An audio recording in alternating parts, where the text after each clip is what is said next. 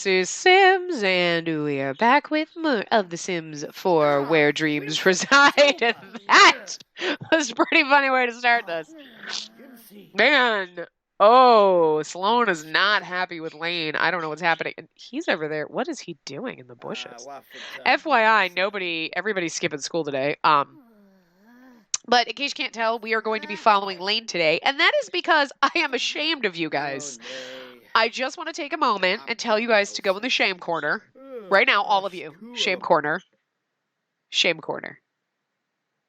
I'm going to do this pop-up. And then maybe I'll let you out of the shame corner. So shame corner. Look at shame face. Shame corner. Got it? Okay.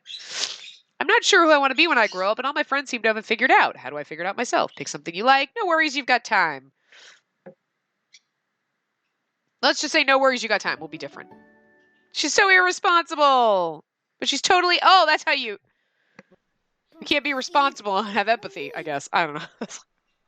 Anyway, I'm ashamed of you all because for the first time since we have started this series, not a single vote was cast for who you wanted to see. Not a one! You guys. You let me down, man. I had to make a decision on my own. That's not what this is about. You need to tell me. Otherwise, otherwise, I'm going to be like, you know what? Fine. You don't want to tell me who you want to see? Then I'm not going to play this game. I'm not going to put up an episode. I'll punish you. Shame corner. But yeah, I was actually quite shocked because you guys have been quite vocal since the very beginning, which I like. This is what I want. And saying who you want to see. And I cannot believe that the last episode there was absolutely no votes. I know Edmund and Elkie and Nadia were the most exciting ones, guys, to you. But come on, the rest of them have good stories too. Let's show some love for these other poor fools. Like, they're sad, guys. They're brokenhearted and sad. This is why Sloan is pissed. That's why she is pissed right now. She is so mad. She's like, I have an interesting story. Oh my God. But anyway, so what I did is I went back through all of the prior videos and calculated all of the votes for everybody, obviously aside from Elkie, Nadia, and Edmund, since we've already done them. And Lane had 3, Beatrice had 2, so Lane was the winner by 1, and that's just really sad. But anyway, so Lane Ziegler, he is our boy for the day. We are getting to know him. He is not having fun. He is very bored, guys. He is so bored. Look at him. He's like, I need to... Where is... Literally, this is the where's the party at, right? Where? Oh my God. I need the party. I'm so bored.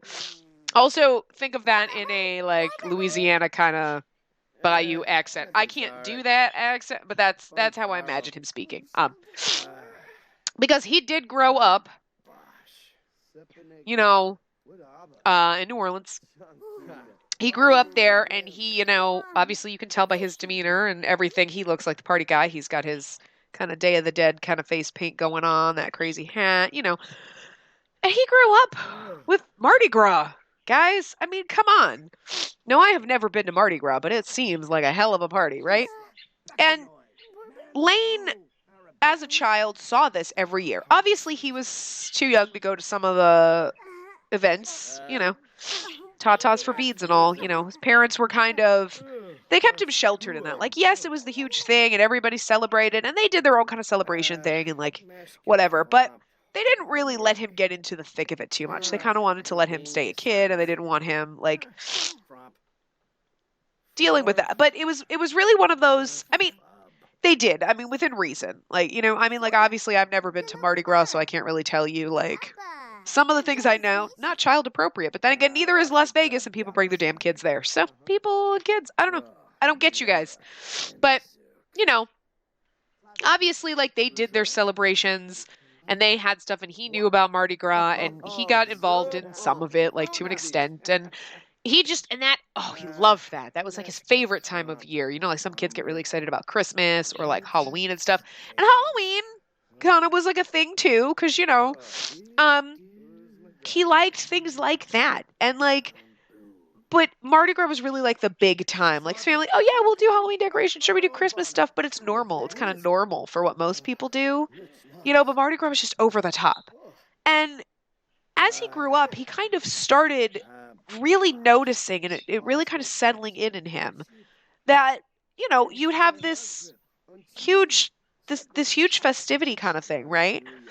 And the parents going crazy, just letting everything out, going buck wild, basically. And then when it's over, it's like, all right, now we're back to being responsible adults and dealing with, oh, gotta go to work and oh, gotta pay our taxes and holy crap, financial difficulties and the stress of just being a normal adult in the world today, They weren't like rich people, They had to work for everything that they had. They had to budget, They weren't they weren't like poor. They didn't struggle constantly, but normal life is a balance of struggling. You have those moments where you're like, everything's going good. And then you have those times where, oh my God, if one more thing goes wrong, I swear to God, I'm going to throw myself off the Empire State Building. This is ridiculous. And he kind of saw that and kind of saw the discrepancy between we're having the normal day-to-day life and then this huge, and then just the fun of Mardi Gras. You just stop and you don't have to worry, and there was not a care in the world. And I think, his parents working so hard to take care of him and his siblings. I imagine, Lane doesn't talk too much about it, but I imagine he had quite a few siblings. I also imagine he was probably the youngest of them. When you're starting out and you've got like one or two kids, sure, you have time, but after a certain point, like they were working so hard to support.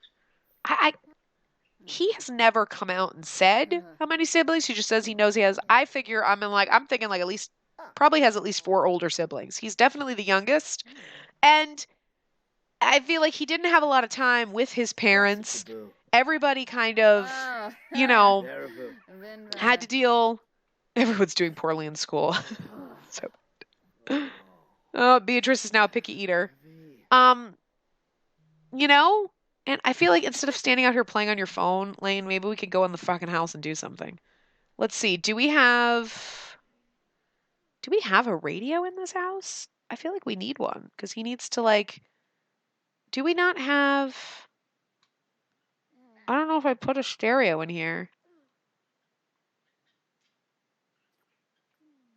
I don't think we have a radio anywhere. All right, let's put one in here. Because I feel like Lane needs one. He needs to dance. And I don't necessarily we stay in the house. I'm just gonna go objects by room because I don't really feel like waiting for my game to load the objects by function. Oh, that's true. He might have headphones. Does he have headphones in his inventory? Let's actually put the earbuds out. Well, we'll put earbuds on. We can't put it on the table. Never mind. I was gonna put one of these wall speakers, here, and then this way he could come here and listen to. Sure.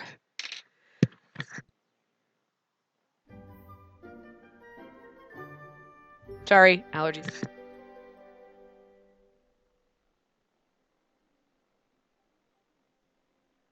But yeah, I mean, the amount of siblings he has isn't exactly important. It's really more he didn't get a lot of parent time. He saw them working so hard and stressed out and, that there wasn't a lot of time. So he kind of had to deal with this fantasy world. And I think it would have happened whether he was an only child or whether he had, he 10 siblings. It wouldn't matter, But it just so happened being the youngest and kind of being left to his own devices,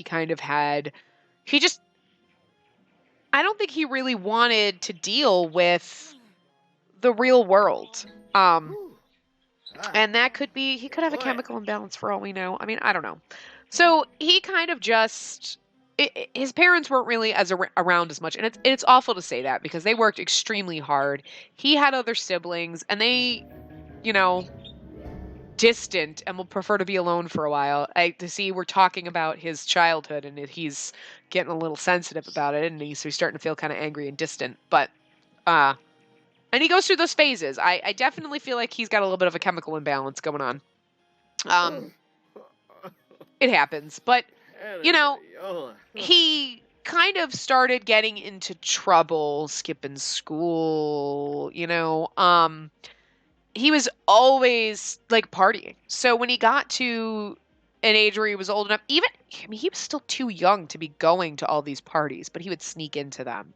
You know, all of the like hidden warehouse raves. Like, you think, you're like, who has these kind of things? But if there was one, he would find it.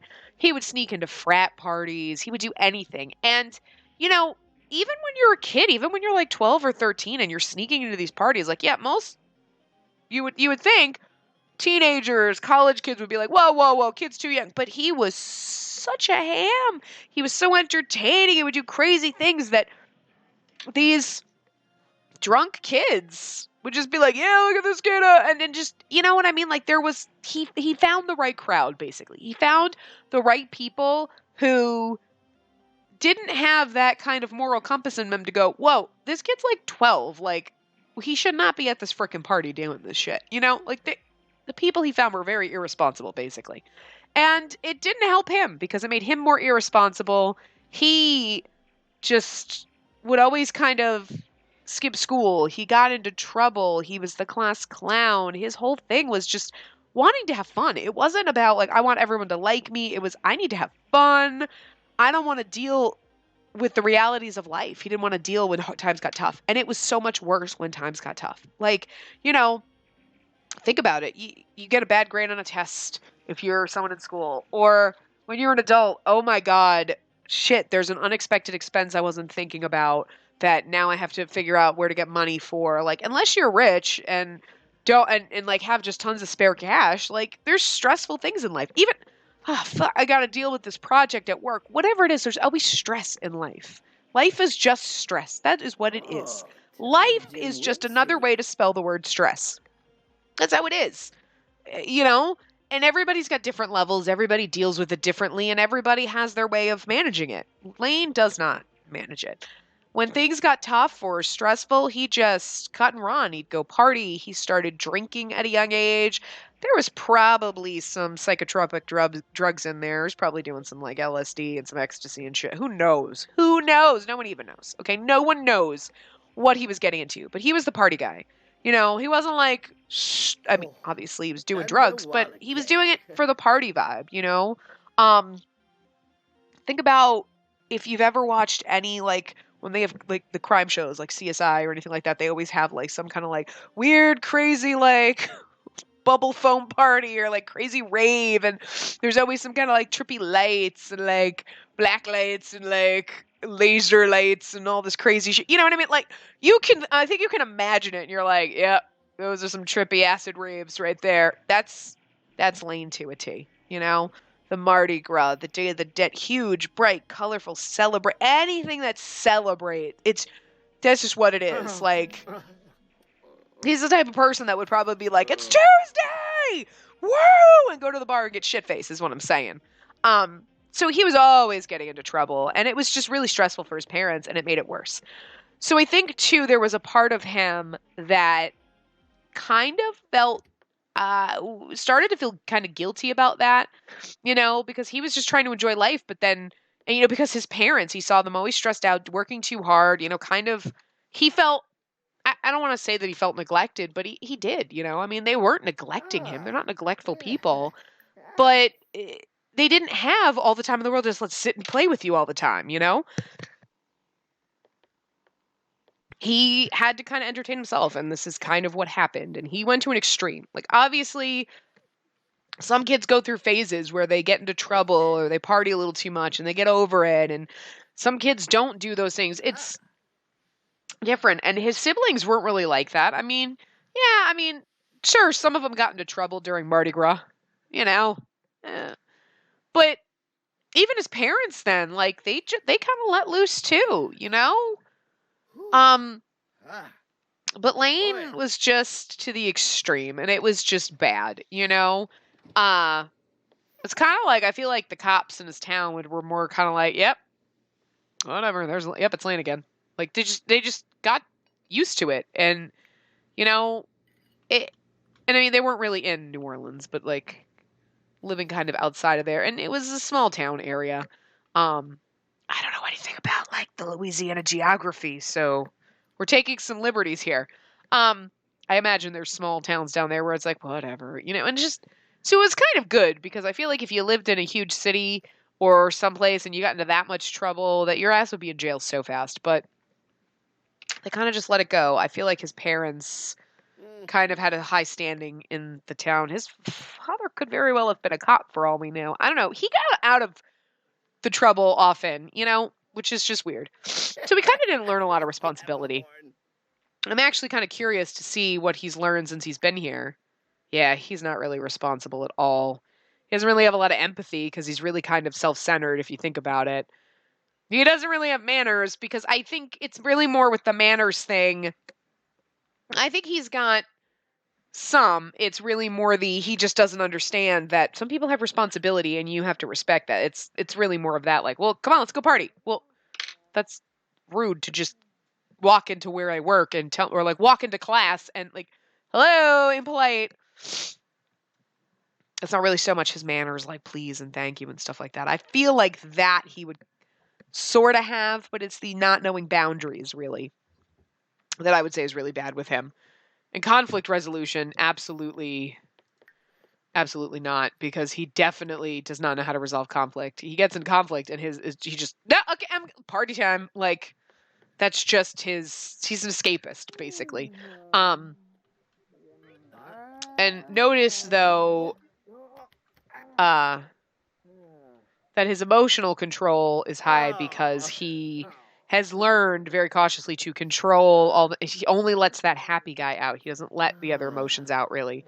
And it's not so much, I would say, emotional control in his case as denial. Emotional denial is what I would reword that for him. Oh my God, would you stop walking away from me? I'm trying to follow you so we can tell your story. God.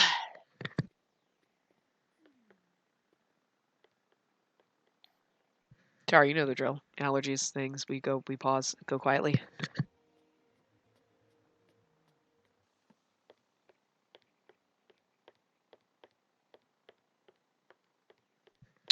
So, yeah. So, like I said, he was always getting into trouble. And oh, that's the lights in his room.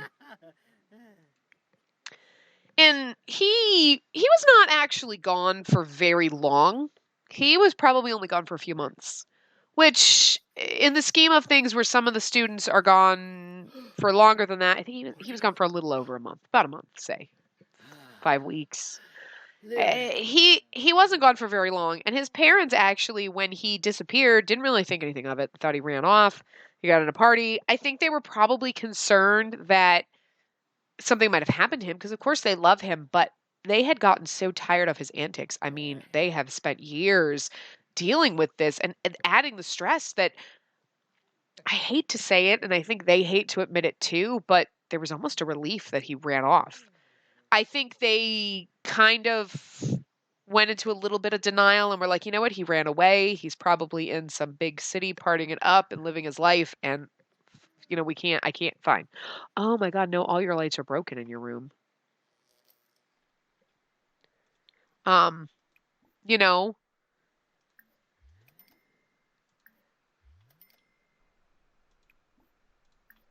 we want your lights on. But yeah.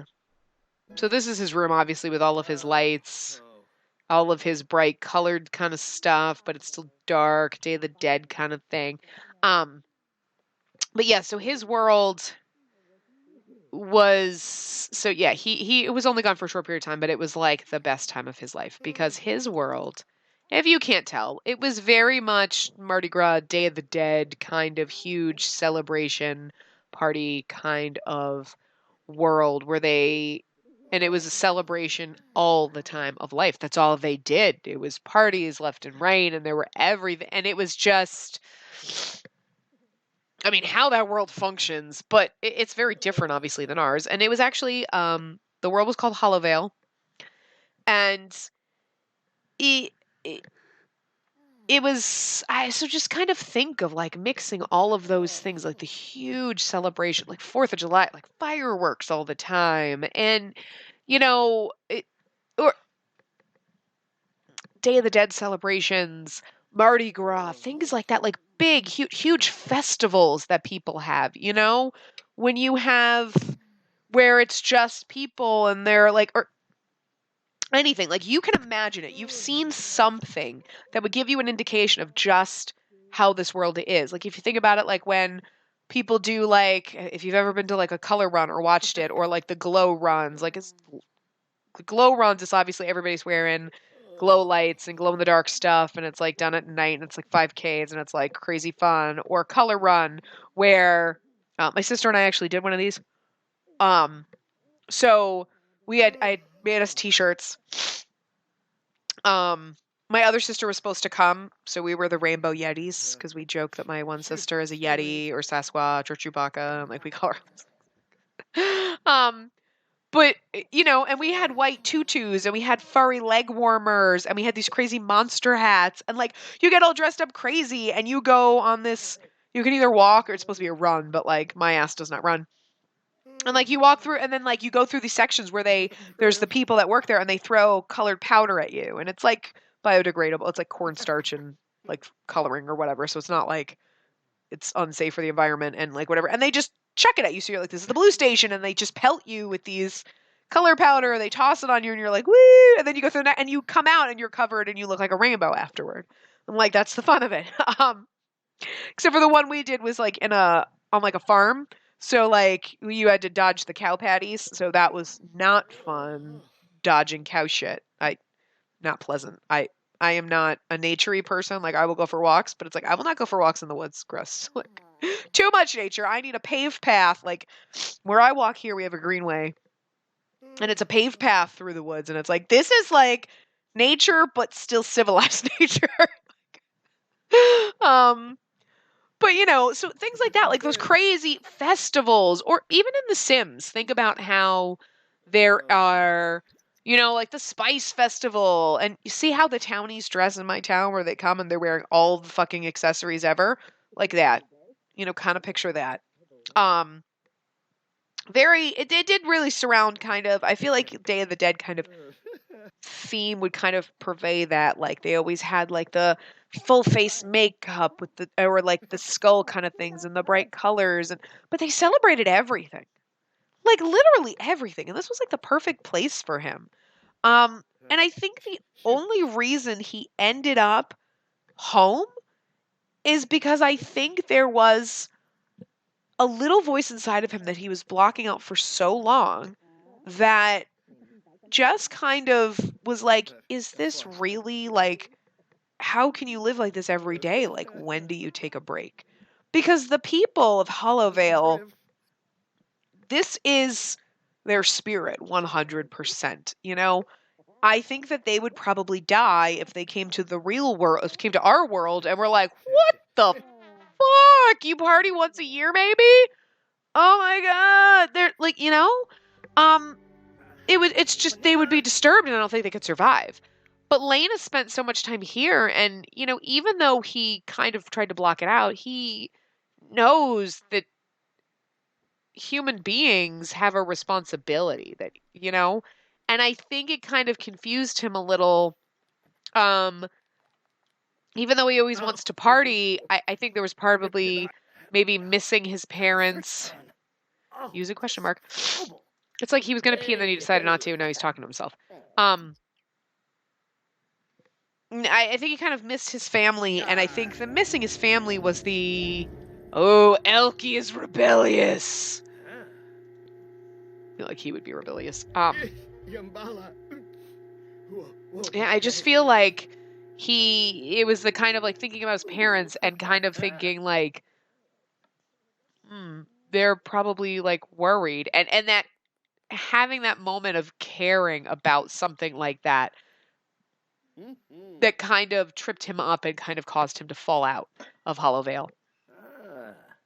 But I think it's also kind of sad because when he did come back and he went and he told his parents where it was, they were almost, I know that they would hate to admit it, and I hate to say it because I don't want to slander his poor parents. They're hardworking, they're good people. Lane is a handful, and they just don't know how to deal with him. Again, like I said, probably a little bit of a chemical imbalance there, and there's nothing wrong with that. But it's not like, hey, I know I have a problem, I need to deal with it. He doesn't want to deal with it, and there's only so much you can do if people don't want to deal with it. You can't force them to deal with reality or deal with their problems, you know? And it gets frustrating for people when you are around someone like that all the time who just absolutely refuses and doesn't care enough about, you know, they're not being unreasonable, you know? They're not being unreasonable and expecting him to care about things. They're not saying that he can't enjoy his life. They're not trying to force him to be anything else. You know, it's not like they're saying, "Oh my God, you're wrong for that." It's like, but you have to have some responsibility. You can't just, you know, run around partying all the time. You have to be responsible. You have to learn how to balance these things. And his denial and his inability to deal with reality or want to deal with reality is definitely like frustrating for them. Like it could very well be something like, okay, you need to talk to someone. We need to maybe you need medication for that, but you have to be able to accept that. Nobody can force that on you. You have to know, okay, you know what? I admit I have a problem and I need to have it fixed. It'd be like being an alcoholic, you know? Which, I mean, he's borderline. I have a problem. I need to get help. I need to work on this. There's nothing wrong with admitting that and getting help and bettering yourself, but Lane just doesn't want to deal with it. And his parents got so frustrated that they, unfortunately, like when he came back, it was really almost stressful for them. They were almost upset that he came back because they kind of thought, like, you know what? He's off living his life and we're going to pretend that he's happy and alive. They took a little page out of his book and were like, we're just going to pretend that he's happy and alive and not dead somewhere. Because if your kid just vanished, you'd think, oh my God, they're dead somewhere and I need to know what happened to them. They, I think, took a little bit of Lane's denial pills and went, you know what? He's probably happy partying. And that's what we're going to think. Instead of that he's dead somewhere. You know, he mopped the sink even. That's amazing. Can you go get something to eat, Boo? But I think when he came home, I think there was a little part of him inside that knew when he was home that, you know, it was because he missed his parents and he was kind of worried about them. And maybe a little bit of their responsibility kind of sunk in. And when he came home and he almost saw that they were disappointed and he tried to tell them about where he'd been and this world and whatever, they were like, they just weren't having it. They were so frustrated. I mean, like, look, we're sick of dealing with your shit. Like, we can't handle this anymore. Like, we don't want you here. And it was like, I think it's a crushing blow to Lane, you know, to think that, you know, maybe there's a part of you that realizes, you know, maybe this isn't right. Like, I think he loved Hollowvale, you know, it really fit his spirit, but I think there was a part of him that being there was like, it got exhausting a little bit. And he was like, you know what, maybe my parents were right about the balance thing. And that little bit of doubt is kind of what, like I said, what tripped him out.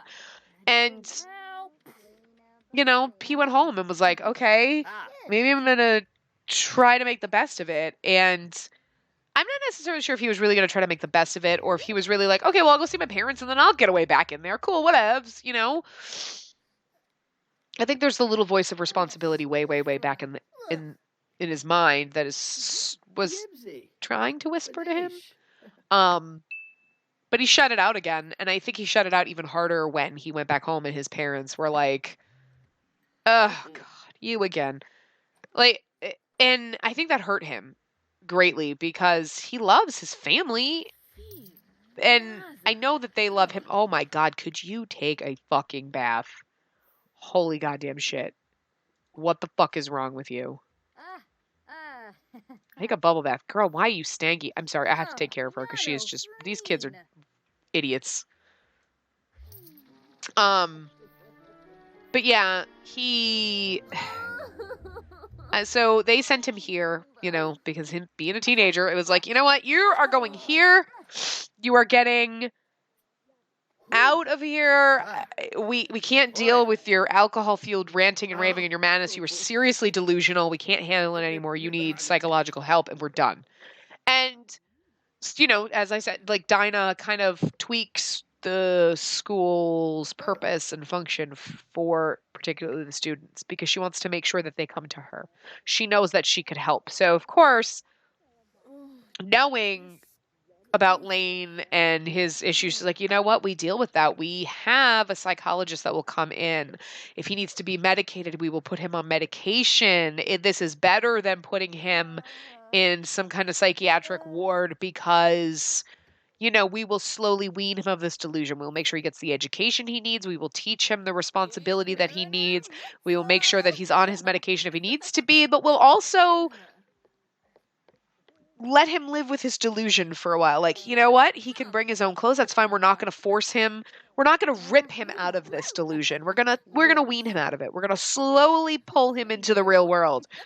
Meanwhile, she's like, she doesn't know what she needs to do. Because with Lane, it's kind of like he is a problem child. Like, I think he respects Dinah, knows what she's doing, but he also, I think, is dealing with a lot of demons from the fact that, like, feeling like his family didn't want him around. I think all of these kids are kind of dealing with that, and it's not necessarily that their families didn't want them. It's their families don't believe them. And that's hard when you're a teenager. It's hard when you're an adult, but I feel like when you get older as an adult, you're like, you know what? It's fine. You learn to what you can keep to yourself. And, I think it's easier. So I know people. You're an adult. You're gay. You're in the closet. You won't, not to your family. I mean, it's harder to keep things like that a secret when you're a kid, because you live at home. There's always someone monitoring you. People see things. But when you live as an adult and you're away from your family, it's kind of easier to put up these walls and say, okay, there's certain things that, like, it could be like smoking pot left and right as an adult, and your parents don't know that. But if you're in their house, they're going to find out. You know what I mean? Like, so there are certain things. I'm not saying that. I mean, but it's kind of like, you can keep secrets easier when you're an adult and you're not surrounded by your family. So I think it's harder when you're a kid and you have something like with Lane, like his just wanting to party and living in this world. It's like, oh my God, you're so full of shit. Or some of these other kids, like, talking about their worlds. Their parents don't believe this crap. Oh my God, it's like they're crazy. Something's wrong with them. What's wrong with my child? And especially because they've never experienced it, Like, Dinah didn't have that problem because her mother lived in Wonderland for a long period of time, married a Wonderland resident, and that's where Dinah freaking came from. So, like, Dinah's of two worlds. She knows how to handle this, and she knows she can understand where it's difficult for these kids when their parents don't believe them, It'd be like anything. Like, if some kid beat you up at school and you're telling your parents and they don't believe you, think about that. But then think you were in this other world and it was totally weird, and then your parents are like, ugh, fucking crazy, and they send you away.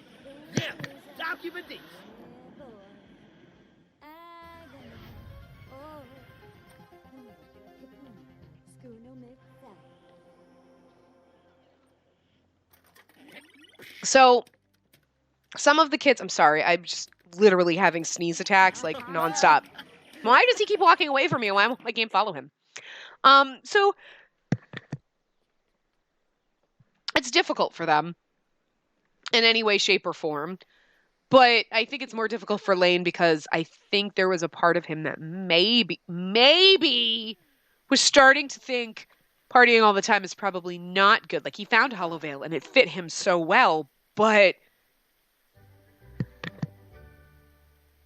that responsibility that he'd always seen from his parents, that ability to balance, like, woo, Mardi Gras partying. And okay, now we're back to work and we go to work full time and we do this and we're responsible adults and everything.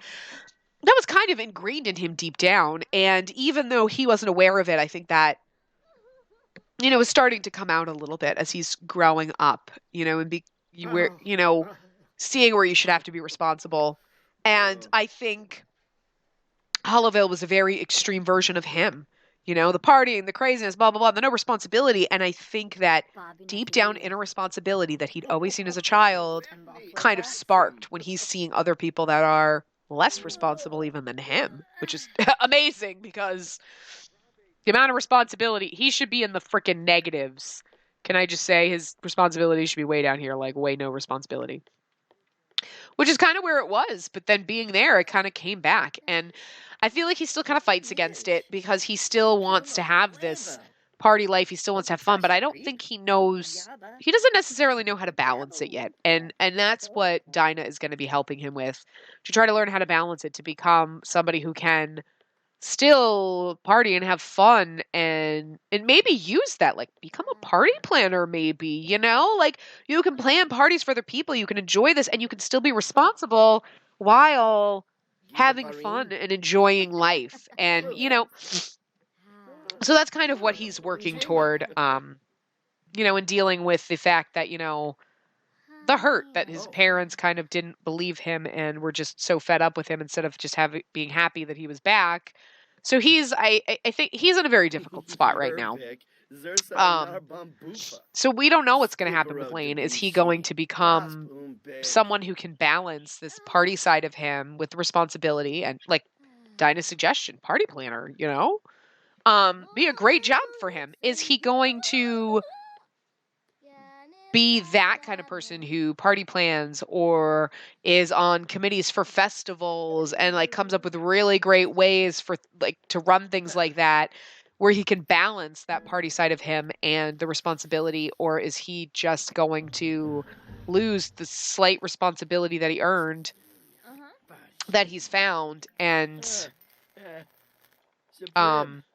Edmund's acquired the dance skill, and just slip back into Hollowvale? And some of these kids may slip back into their worlds, you know what I mean? Because this might not be the world where they belong. Some of them are stuck here. Some of them will learn to accept where they are, who they are, and how this world works around them. And some of them will never be able to deal with it. So it's a difficult place, and you never know which one of these kids will find their way back to their world, because that's really where they should belong. Some of them will always feel like they don't belong. Some of them will learn to balance. We don't know. We don't know who's going to go back and who's not, and how it's going to work out for them. But that's kind of what Dinah's here to do, is to kind of help them figure that out, because she's also kind of trying to help them, like, just in case you don't get back to that world, you kind of do need to learn how to function in this one, but she doesn't want to crush their hope. It's a delicate dance that Dinah has to deal with. And that's a little more insight on Dinah. I feel like we don't need a whole part on Dinah, because I was thinking about doing a part on her. But I feel like a little bit more about her comes out every time we go through this and talk about the kids. Jack, what are you doing?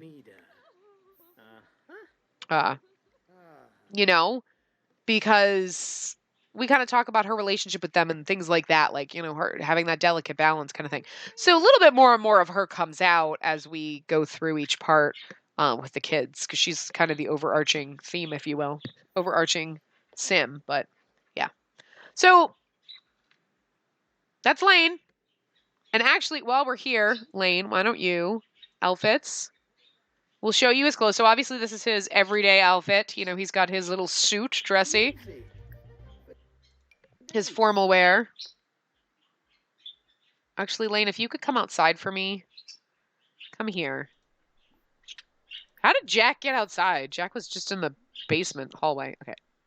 I'm going to have Lane come out here so we can check out his outfits. We kind of saw his room, but I want to show you his outfit. So this is his formal wear. I love it. So he's always in the suit. He's always dressed to the nines, kind of.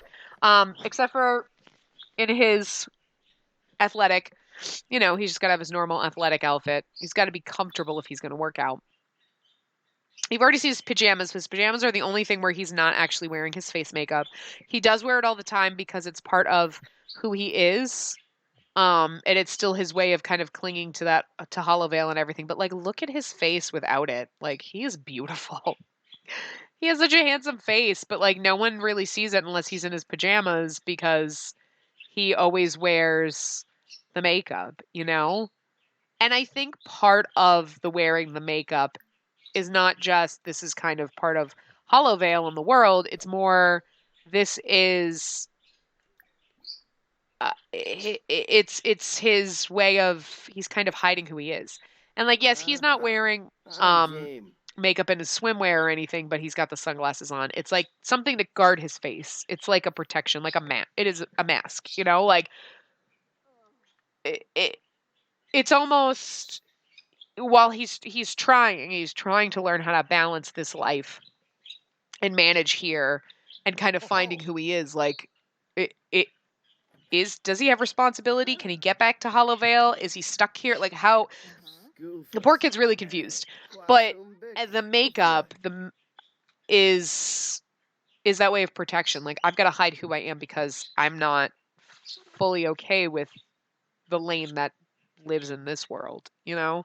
And that's kind of sad. But it's also part of him is clinging to Hollowvale. Like he's not it's like a security blanket in a way. Like no one can really see me. Like I'm putting on this mask because I'm not sure of myself because I always was. I was so sure of myself, but then getting kicked out of Hollowvale and not feeling totally at home there because that little bit of responsibility in me kind of kicked me out. But then my parents weren't happy to see me and they didn't really miss me and now I'm here and I don't know. And it's the only thing that makes him feel safe and secure and it's really kind of sad actually. But he still has that party guy attitude. I feel like he's a very serious person underneath, but he's hidden it for so long he doesn't know how to like let that out, you know? I really want to be friends with someone, but they don't seem to want to be friends with me. How can I make them my friend? Make one grand friendly gesture. Empathy. I guess in that one it kind of makes sense because like I'm going to do this huge gesture and I don't understand how awkward that's going to be for someone else. Smeeb, Kasoma, Balanila, Baringo Spa. And see, like, Beatrice is trying to get to know him. Oh, and I don't know if we went over his personality, but he's an insider, dance machine, gregarious because he's outgoing. But he's also going through this distant phase, which I feel like is, you know, is like I said, we started talking about his family and it was like, now I pulled away. And I also feel like that's kind of where he swings in that mood. Like, I'm so outgoing. Woo, yeah, I'm the party guy. And, you know, every once in a while, that party guy, yeah, they're awesome. But there's a point where you're like, we got to be real here. Okay, this is a serious moment. We're at a funeral. Could you stop trying to put up a piñata for fuck's sake? And it's kind of like, awkwardness. Like, you know what I mean? Like, there's a point where, like, the party guy isn't welcome, you know? And I feel like he sometimes feels that way. But it's really a reflection on kind of how his parents felt when he came back, how his family treated him, and it's like that people might not actually like me, and it's messing with him. It's messing with his head. But anyway, school is stupid. I should just be able to start working or living life. Can I never go to school again? Society requires school for success. School teaches important things. I feel like that's what she would tell. So, yeah. So that is Lane. So, yeah. That's Lane's story. That's his life. Poor kid. I feel kind of bad for him. He was supposed to just be the party guy. He has a sad life underneath that party exterior. Which, you know, I mean, yeah. So, all right. We have, for the next episode, guys, please don't go in the shame corner again. Text emergency. I texted someone, but they didn't text back. And it's been like an hour. Should I text them again? Yes, maybe they missed the first one. I would be like, wait for them to respond, but we're going to ask. Manners decreases. Great. So we have Jack, guys. We have Jack. Ooh. Sorry, sneezed. We have a glitch. We have Maggie. If we can get to her face. We have Maggie. Mags. We have Beatrice. Like I was saying, don't be in the shame corner. We got distracted by the text emergency and I was sneezing. Don't be put in the shame corner again, guys. Vote. We have Beatrice. We have Sloane. Sassy Sloane has not had enough of your shenanigans. We have Ezra.